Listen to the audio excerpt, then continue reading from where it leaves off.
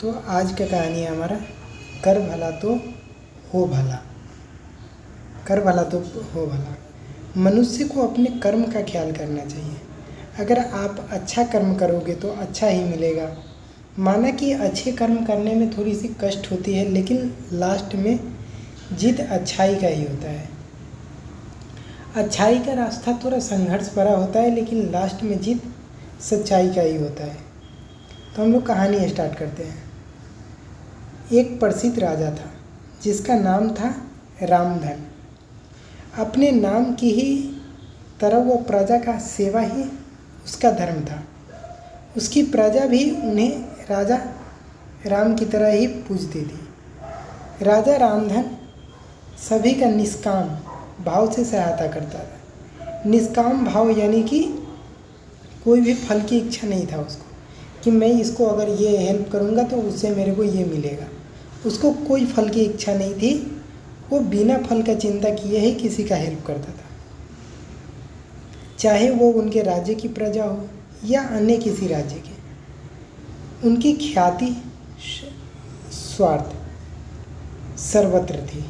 ख्याति का मतलब होता है कि बहुत ही प्रिय, लोकप्रिय। लोकप्रिय को ही ख्याति कहते हैं। उनके दानी स्वभाव और व्यवहार की गुणगान उसके शत्रु राजा तक करते थे।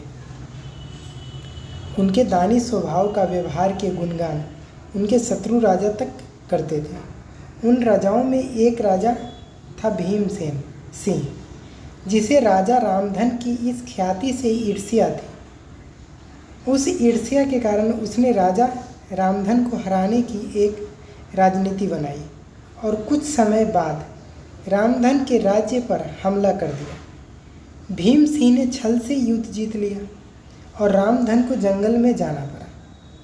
इतना होने पर भी रामधन को लोकप्रियता में कोई कमी नहीं थी। हर जगह उन्हीं की बातें चलती थी, जिससे भीम सिंह को चैन न था। उसने राजा रामधन को मृत्यु दंड देने की फैसला किया। उसने ऐलान किया कि जो राजा रामधन को पकड़कर उसके सामने लाएगा उसे 100 सोने के दिनार देगा। उस राजा ने ऐलान किया सारे राज्यों में कि जो राजा रामधन को पकड़ करके लाएगा उसे 100 दिनार दिया जाएगा। ये दिनार है, पहले ज़माना में ऐतिहासिक काल में सोने के एक सिक्के चलते थे, उसे दिनार कहा जाता था। दूसरी तरफ राजा रामधन जंगल में भटक रहे थे। तब उन्हें एक राहगीर मिला और उसने कहा, भाई तुम इसी जगह के लगते हो क्या? मुझे राजा रामधन के राज्य की तरफ से रास्ता बता सकते हो? राजा रामधन ने पूछा, तुम्हें क्या काम है राजा से?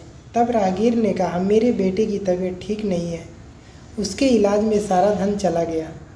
सुना है राजा रामधन सभी की मदद करते हैं, सोचा उन्हीं के पास जाकर याचना करूं। यह सुनकर राजा रामधन राहगीर को अपने हाथ लेकर भीम सिंह के पास पहुंचा और उन्हें देखकर दरबार में सभी अचंभित रह गए थे कि एक साधारण आदमी राजा रामधन को कैसे पकड़ करके ले आया। इसी के लिए सारे लोग अचंभित थे। राजा रामधन ने कहा कि हे राजन, आपने मुझे खोजने वाले को 100 दिनार देने का वादा किया था।